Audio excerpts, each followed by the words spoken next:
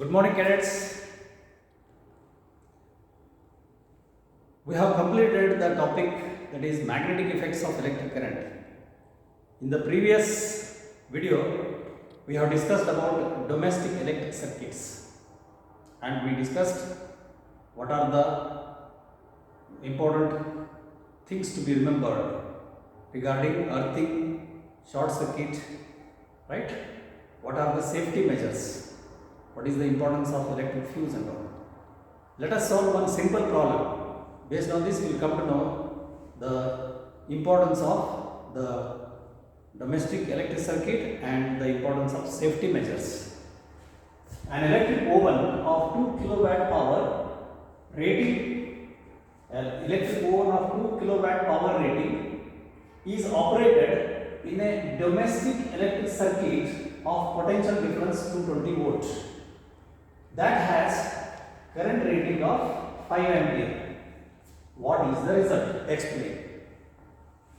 So we have learned in the domestic circuit design for our homes and all, there are two circuits. One circuit is for bulbs, fans, tube lights and so on. Another circuit is for such electric ovens, refrigerator, then washing machines, mixer grinder and all. So there are two circuits. The circuit which is used for these electric bulbs, tube lights, fans is of 5 ampere rating. It is of 5 ampere rating.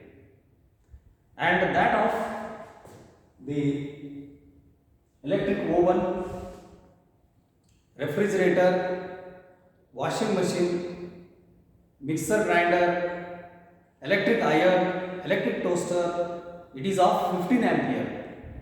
So there are two separate linings and there are two separate wirings and two separate fuses. For this, let us check what happens. An electric oven of 2000 kilowatts. Solution: power of electric oven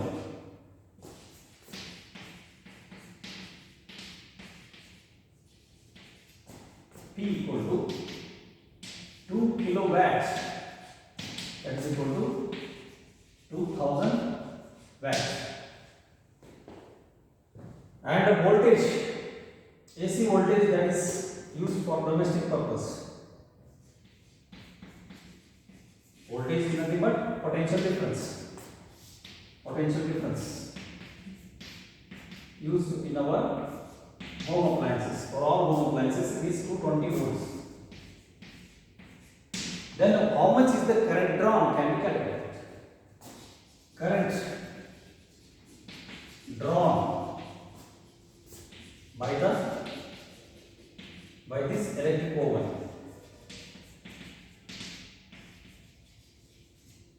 can be calculated using the equation P equal to VI. Voltage multiplied by current gives us power.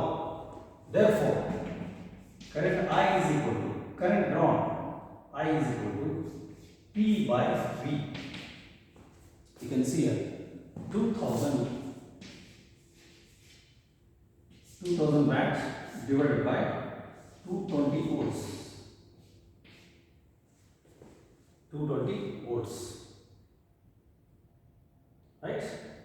Now you can calculate what is the result. 22 ones are 22 fives are 22 sixes are can also be calculated. 22 sevens are 7 twos are 14 carry 1. 7 twos are 14 plus 1 15. 8s are 2. 22 tens are 220. 22 nines are. So I think it will be about 9 point something. 22 nines are becomes 9 twos are 18 carry 1. 9 twos are 18 plus 1 19. 198. It becomes 198. So 2 remains 9.0 amperes. Let us say 9 amperes. So the current drawn by the electric oven is more than 9 amperes. More than 9 amperes. I think you got the point. So in such situation, what happens? The current rating of the circuit is 5 amps only. So when the current rating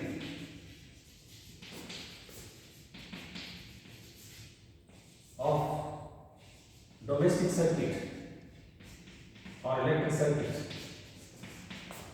is 5 ampere, it means this implies the maximum current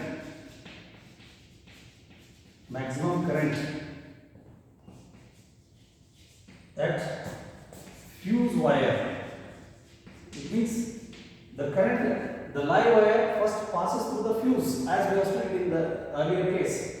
So it passes through the fuse. Current of the order of 9 ampere now passes through the fuse. The maximum capacity of the fuse wire is maximum current that can be passed through the fuse wire is 5 amps. But here 9 amps is more than 5 amps. As a result, what happens? If it is connected with the fuse wire, then fuse wire melts. Electric fuse wire melts. Electric fuse wire melts as a result of heating effect. As a result of Joule's heating effect. If the electric oven is not provided with the fuse wire, then what happens? Short circuit takes place because of overloading. This is called as overloading. Because of overloading, short circuit takes place. If it is provided with a fuse wire, then fuse wire melts. Suddenly, the electric circuit breaks off. No current flows through the electric oven. The current doesn't pass through electric oven. So, safe way of connecting electric oven is to the another rating of electric circuit. Another rating of electric circuit wherein there is a provision of 15 amperes. Maximum current of 15 amperes is there for that another rating of electric circuit. And it will be having 3-pin plug. So there, if it is connected, it can allow 9 ampere of current, more than 9 ampere of current, even up to 15 amperes of current can be allowed. Then only the electric oven will be safely operated. So this is how one can find out the safety measure. So if electric fuse is not being used as a safety measure, then safety device, electric fuse is a safety device in which when the current crosses the maximum allowed current, maximum allowed rating of the current, then the fuse wire melts due to heating effect. When the fuse wire melts, the electric circuit breaks off and then the devices will be safe. If fuse wire is not used, then the devices will be damaged, circuit will be damaged due to short circuit. Therefore, there will be two ratings. Circuits of two ratings. One is of 5 ampere, another one is of 15 ampere. 15 ampere is used for electric ovens, refrigerators, washing machines, and all heavy load electric devices like mixer, grinder, and so on. Okay. Let us see two more problems. Let us see some interesting conceptual problems. Look at the problem. A positively charged particle like alpha particle is a positively charged particle projected towards west. It is projected towards west. It is deflected towards north by a magnetic field. There is some magnetic field acting here. When the positively charged particle is moving towards, this is alpha particle moving towards west, it is deflected towards north. It is deflected towards north means it undergoes experience of force deflected towards north. Then what is the direction of magnetic field? If it is deflected towards north like this, what is the direction of magnetic field? Is it towards south? Is it towards east? Is it downward or is it upward? So in such questions, you have to remember force experienced by charged particle, or force experienced by positively charged particle, or force experienced by current carrying conductor. Assume that there is a current carrying conductor in which the current is flowing towards west, and the current carrying conductor is deflected towards north. It is deflected towards north, means it experiences a motion towards north, force towards north. Then we have to use Fleming's left hand rule. Using Fleming's left hand rule, we can find out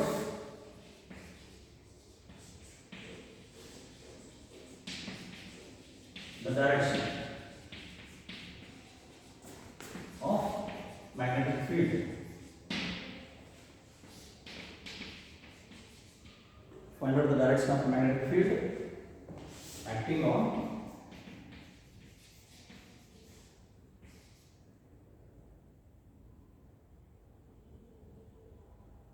a deflected charged particle. Of course, you need not write all these things. You have to find out the correct answer from these four options. So first, stretch your first three fingers of the left hand mutually perpendicular to each other. So the forefinger represents the direction of field, as I told you. Field. The central finger should represent the direction of motion of positive charge. Motion of positive charge means motion of current. Then the thumb represents the direction of motion. The force experienced by current carrying conductor, right? Force experienced by current carrying conductor. Now, the thumb direction is given here. It is towards north. Towards north. North means it is inwards. You can see. The motion is inwards. It is pointing into interior. It is pointing inwards inside the blackboard. So, this is how I am showing. The thumb is inwards. When the thumb is inwards, you see the central finger showing the direction of current. And then what happens? The forefinger is upwards. So the direction of magnetic field is upward. So the correct answer is upward. Then D is the correct answer. That gives you the direction of magnetic field. You can find out the direction of magnetic field acting on deflected charge particle using Fleming's left hand rule. By using Fleming's left hand. Now let us see one more similar problem. Just a similar type of problem. You can just write this is upward in the direction of magnetic field. Okay, that's how it is. Direction of magnetic field. That's how it is considered. Now see the second problem. An electron enters a magnetic field at right angles to it. This is the direction of magnetic field. I have written here the direction of magnetic field, that is denoted by B. And the electron is entering perpendicular to the direction of magnetic field as shown. Then what is the direction of force acting on this electron? The direction of force acting on this electron. Is it towards right? Is it towards right? Is it towards right or towards left? Towards left or out of the page? Out of the page means towards you or into the page. Again we have to make use of Fleming's left hand rule. Use Fleming's left hand rule. Now assume that there is a rod. current carrying rod in which the electrons are flowing down the rod as shown here, perpendicular to magnetic field, right? But when the electrons are moving downwards, electrons are negatively charged particles. Then what is the direction of current? The current direction is motion of positively charged particle. So motion of positively charged particle gives you direction of current.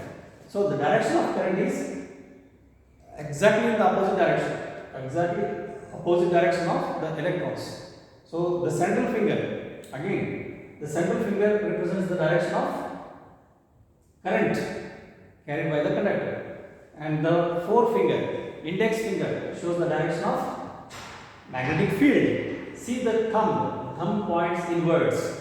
The thumb points inwards. So using Fleming's left hand rule, the answer is D. The motion of electron is into the page or perpendicular to the magnetic field, enters inwards. This is the way we have to find out using Fleming's left hand rule.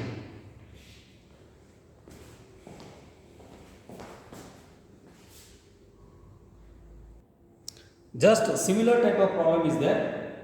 Imagine that you are in a chamber with your back to one wall. Imagine that you are in a chamber with your back to one wall. There is a beam of electrons projected from back wall to the front wall. You got the point? There is a beam of electrons which are projected from back wall towards the front wall.